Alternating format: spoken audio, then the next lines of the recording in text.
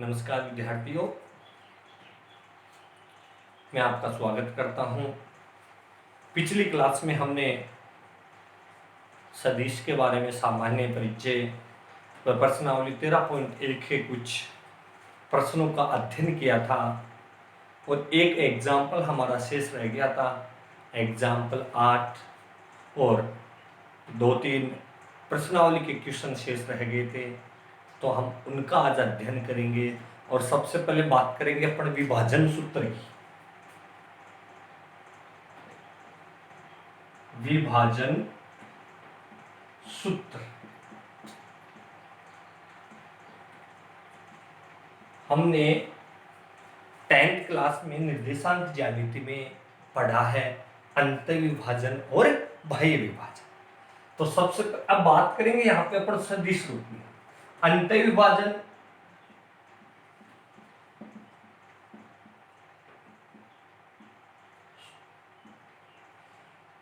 एक बिंदु P है, ये बिंदु P और एक बिंदु Q है। इसका स्थिति सदिश OP वेक्टर और इसका स्थिति सदिश OQ वेक्टर। इन दोनों बिंदु P व बिंदु Q, इन दोनों को मिलाने वाली रेखा, ये रेखा, इन दोनों को मिलाने वाली रेखा को एक बिंदु R m/n में विभाजित करता हो तो इस बिंदु R का स्थिति सदिश OR वेक्टर बराबर m OQ vector, m dot OQ vector plus n dot OP vector upon m plus n। ये तो किसके लिए आएगा फॉर्मूला? अंतः विभाजन के लिए। बाह्य विभाजन के लिए प्लस की जगह किसका चिन्ह आ जाएगा? माइनस का। बाह्य विभाजन OR वेक्टर बराबर m dot OQ vector minus n dot OP vector upon m minus n। ये कौन सी विभाजन के लिए हो गया? बाह्य विभाजन के लिए। और ये कौन सी विभाजन के लिए हो गया? अंतः विभाजन के लिए। अब एक फॉर्मूला और आएगा यहां से, मध्य बिंदु का स्थिति सदिश,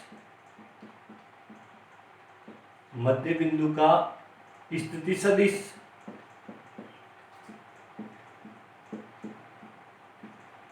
OR वेक्टर, मध्य बिंदु का स्थिति सदिश, इसका मतलब यहां अनुपात कितना आएगा? 1:1। n की जगह कितना रख देंगे? 1, और n की जगह कितना रख देंगे? 1। तो फॉर्मूला क्या बन जाएगा? OQ vector plus OP vector upon 1 plus 1 कितना हो गया? 2। ये तो कौन सा फॉर्मूला हो गया? मध्य बिंदु का स्थिति सदिश, ये किसका? एक बिंदु P व Q, जिनके स्थिति सदिश हमने क्या माने? क्रमशः OP वेक्टर व OQ वेक्टर। इनको मिलाने वाली रेखा को, इनको मिलाने वाली रेखा को m/n के अनुपात में विभाजित करने वाले बिंदु R का स्थिति सदिश OR वेक्टर बराबर m dot OQ vector plus n dot OP vector upon m plus n। बाह्य विभाजन के लिए प्लस की जगह किसका आ जाएगा चिन्ह? माइनस का। ये कौन सा फॉर्मूला हो गया? बाह्य विभाजन का। और ये हो गया मध्य बिंदु का स्थिति सदिश। मध्य बिंदु का स्थिति सदिश क्या आएगा? OR वेक्टर बराबर OQ vector plus OP vector upon 2। ये हमारा विभाजन सूत्र। ये अंतः विभाजन के लिए, ये बाह्य विभाजन के लिए, और ये मध्य बिंदु के लिए। आप इसको नोट कर सकते हो। फिर अपन जो बुक के शेष क्वेश्चन रह गए थे उनका अपन हल करेंगे, कोई दिक्कत इनमें? अब देखो एग्जाम्पल नंबर 8।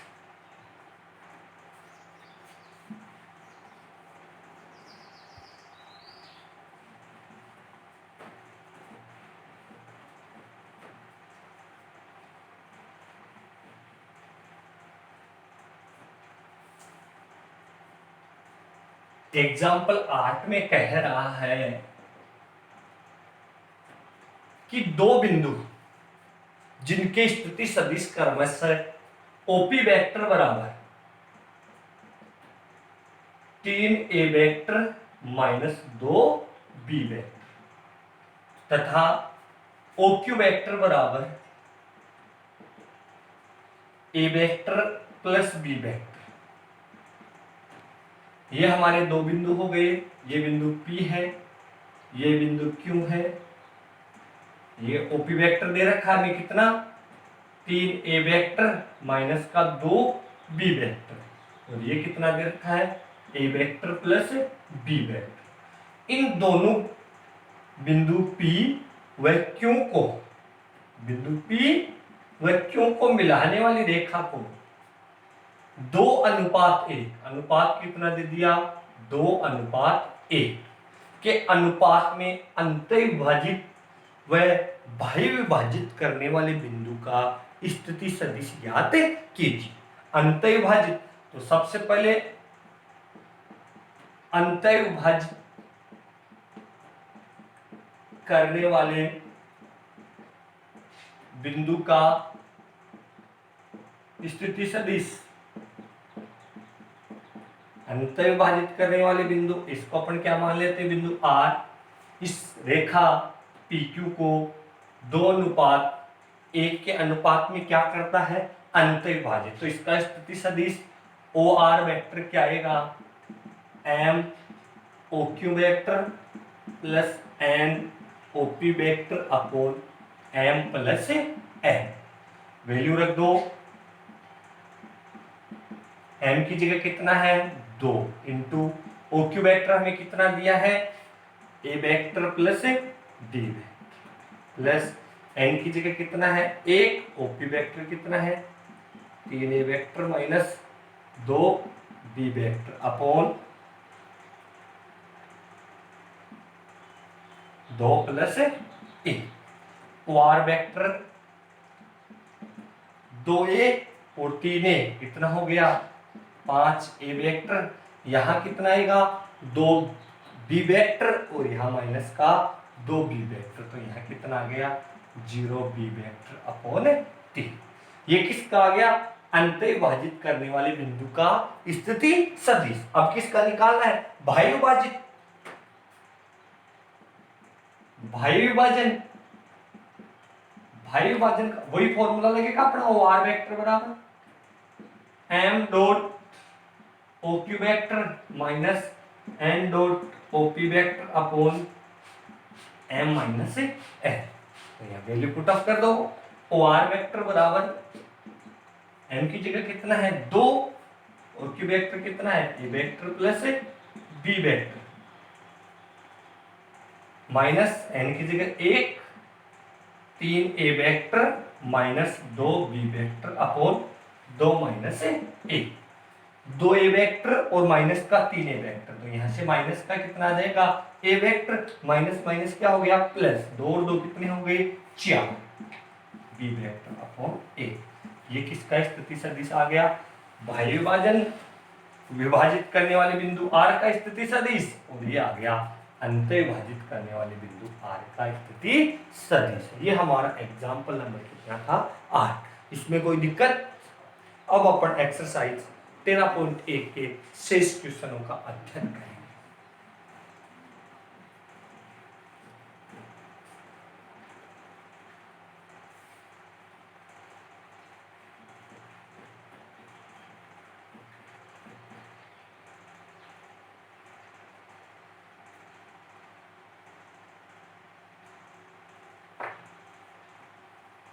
देखिए पिछली क्लास में हमने 10-11 क्वेश्चनों के बारे में चर्चाएं की थी।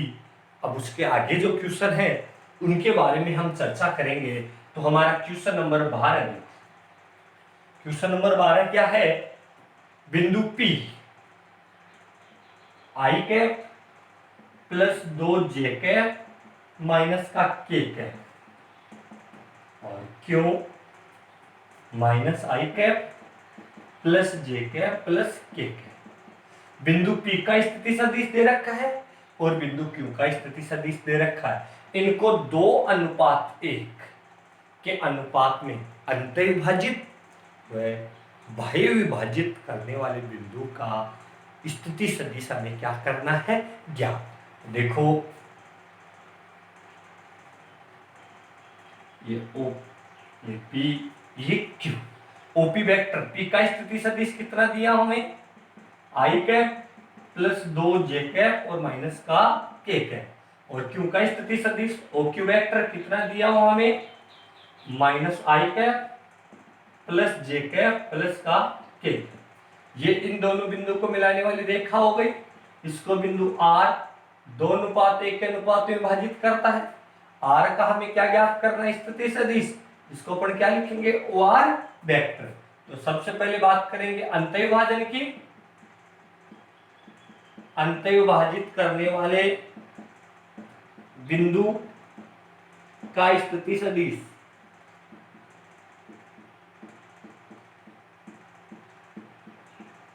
का स्थिति सदिश OR वेक्टर बराबर क्या आएगा, m dot OQ vector plus n dot OP vector upon m plus n। OR vector बराबर m की जगह हमें कितना दिया है, m की जगह कितना दिया है, 2 इंटू OQ वेक्टर कितना है, minus I cap plus j cap और प्लस का k cap plus 1 into I cap plus 2j cap minus का k कैप अपॉन 2 प्लस 1। यहां देखो 2 से मल्टीप्लाई होगा तो माइनस का 2i कैप और प्लस का i कैप, तो माइनस का i कैप। यहां 2j कैप और 2j कैप कितना हो गया, 4j कैप, 2k कैप और minus k cap plus k cap upon 3। ये किसके लिए आ गया, अंतःविभाजन के लिए। अब किसके लिए ज्ञात करना है, बाह्य विभाजन। किसके लिए ज्ञात करना है, बाह्य विभाजन के लिए। बाह्य विभाजन के लिए ज्ञात करेंगे तो वही OR वेक्टर बराबर m dot OQ vector minus n dot OP vector upon m minus n, जो आप खुद आसानी से कैलकुलेट कर सकते हो। ये हमारा क्वेश्चन नंबर कितना था, 12। अंतःविभाजित करने वाले बिंदु का स्थिति सदिश ज्ञात करना था और बाह्य विभाजित करने वाले बिंदु का स्थिति सदिश हमें क्या करना था, ज्ञात। यह हमारा क्वेश्चन नंबर कितना है, 12। क्वेश्चन नंबर 13 देखो।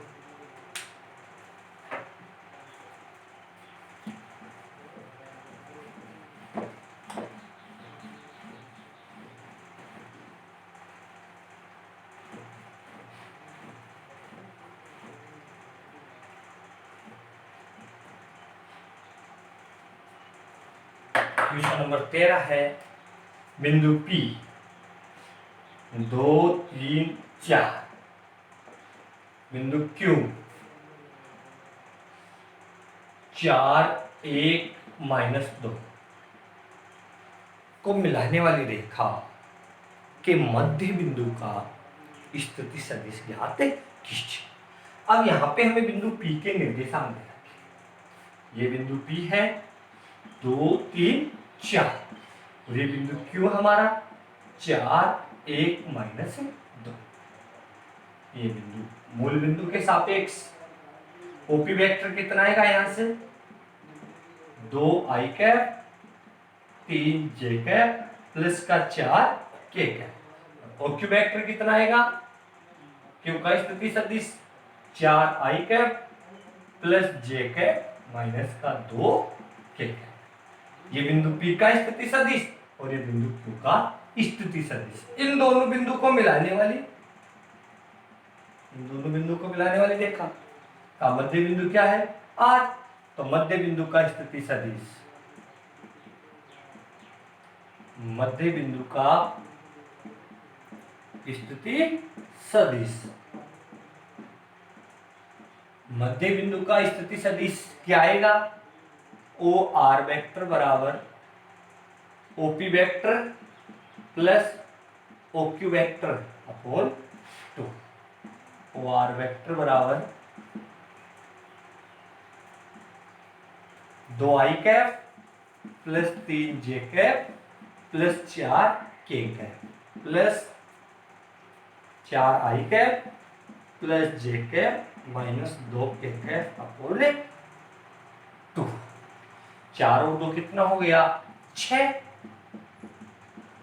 6 आई कैप, 3 और 1 कितना हो गया 4 जे कैप, 4 में से 2 घटाए तो 2 के कैप अपोन 2, 2 का सभी में भाग दे देंगे, यहाँ 3 आई कैप, 2 जे कैप और प्लस का के कैप। ये क्या आ गया मध्य बिंदु का स्थिति सदिश।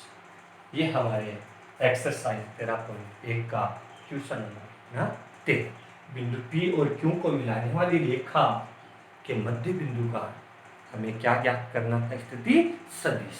तो ओ आर वेक्टर बराबर कितना आ गया 3 आई कैप प्लस 2 जे कैप प्लस के कैप। ये हमारा प्रश्न नंबर 13। एक्सरसाइज 13.1 का आखिरी क्वेश्चन देखो।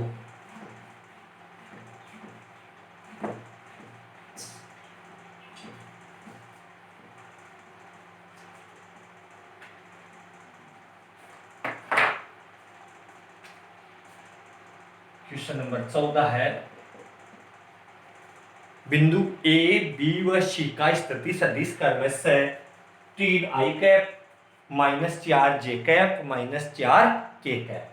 बिंदु बी का स्थिति सदिश 2 आई कैप माइनस जे कैप प्लस के कैप। और बिंदु सी का स्थिति सदिश आई कैप माइनस 3 जे कैप माइनस 5 के कैप। सिद्ध कीजिए कि एक समकोण त्रिभुज के शीर्ष है। ये एग्जाम्पल 9 हमने पढ़ा था, ये बुक का क्वेश्चन नंबर 14 है, और हमने एग्जाम्पल नंबर 9 में पढ़ा था कि समकोण त्रिभुज सिद्ध करने के लिए अपने को 2 भुजाओं के वर्गों का योग तीसरी भुजा के वर्ग के क्या आना चाहिए बराबर। तो देखिए इस क्वेश्चन के बारे में अपन बात करते हैं। ये बिंदु ए बी और सी, ए का स्थिति सदिश 3 आई कैप माइनस 4 जे कैप माइनस 4 के कैप। बी का स्थिति सदिश 2 आई कैप माइनस जे कैप प्लस के कैप। सी का स्थिति सदिश आई कैप माइनस 3 जे कैप माइनस 5 के। सिद्ध कीजिए कि ये ए बी सी एक समकोण त्रिभुज के शीर्ष है। तो सबसे पहले भुजा ए बी की लंबाई ज्ञात करेंगे। अब अपन ने पढ़ा है कि जो एक दिष्ट रेखाखंड होता है उसकी जो लंबाई होती है उसका क्या सदिश का क्या होती है परिमाण। तो सबसे पहले सदिश ज्ञात करेंगे। ए बी वेक्टर कैसे निकालेंगे, खूब बड़ा हमने ये अंतिम बिंदु का स्थिति सदिश माइनस प्रारंभिक बिंदु का स्थिति सदिश, बी का स्थिति सदिश माइनस ए का स्थिति सदिश 2 आई कैप माइनस जे कैप प्लस के कैप माइनस 3 आई कैप माइनस 4 जे कैप माइनस 4 के कैप। 2 आई में से 3 आई घटेगा, कितना बचेगा माइनस का आई कैप, यहां माइनस का जे कैप और प्लस का 4, तो प्लस का 3 जी, 4 और 1 कितना हो गया 5। Mod of A B vector कितना आएगा, फॉर्मूला क्या होता है सदिश का परिमाण ज्ञात करने का, root X square plus Y square plus Z square. Value रख दो, यहाँ एक्स की जगह कितना है माइनस का ए, वाई की जगह कितना है 3 और जेड की जगह कितना है 5। Mod of A B vector कितना आ गया 1 प्लस 9 प्लस 25, 25 और 9 34, 34 और 1 35। तो mod of A B vector कितना आ गया हमारे पास रूट 35। अब याद करेंगे अपन बीसी की लंबाई, तो बीसी वेक्टर क्या आएगा सी का स्थिति सदिश माइनस बी का स्थिति सदिश, अंतिम बिंदु का स्थिति सदिश माइनस प्रारंभिक बिंदु का स्थिति सदिश।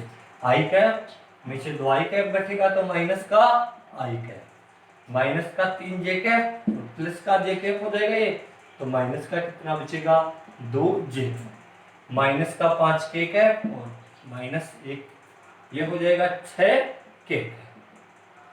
मोड़ो बीसी वेक्टर कितना आएगा रूट माइनस 1 का स्क्वायर माइनस 2 का स्क्वायर और माइनस 6 का स्क्वायर। बीसी वेक्टर बराबर 6 का वर्ग 36, 36 और 2 का वर्ग 4, 36 और 4 40 और 1 कितना हो गया 41। ये हमारे पास क्या आ गया बीसी वेक्टर। अब क्या निकालेंगे बीसी वेक्टर, सी का स्थिति सदिश माइनस ए का स्थिति सदिश। आई कैफ में से 3 आई कैफ घटाएंगे तो माइनस का 2 आई कैफ, 3 जे कैफ में से 4 जे कैफ घटेगा तो प्लस का जे कैफ और यहाँ माइनस का क्या बचेगा के Kaif. Mode of AC vector बराबर माइनस 2 का स्क्वायर प्लस 1 का स्क्वायर माइनस 1 का स्क्वायर। 2 का वर्ग कितना हो गया 4, 4 1 का वर्ग कितना 1, 4 और 1 5, 5 और 1 6। तो मोड ऑफ एसी वेक्टर बराबर कितना आ गया रूट 6। सब दो भुजाओं के वर्गों का योग, ये दो भुजाएं हैं इनके वर्गों का योग बी वेक्टर का स्क्वायर प्लस एसी वेक्टर का स्क्वायर बराबर किसके आ रहा है बीसी वेक्टर का स्क्वायर। अतः ये त्रिभुज कैसा है एक ये हमारी एक्सरसाइज 13.1 कंप्लीट। किसी भी प्रश्न में आपको कोई डाउट हो तो आप हमें कमेंट बॉक्स में बताइएगा। अगली क्लास में अपन बात करेंगे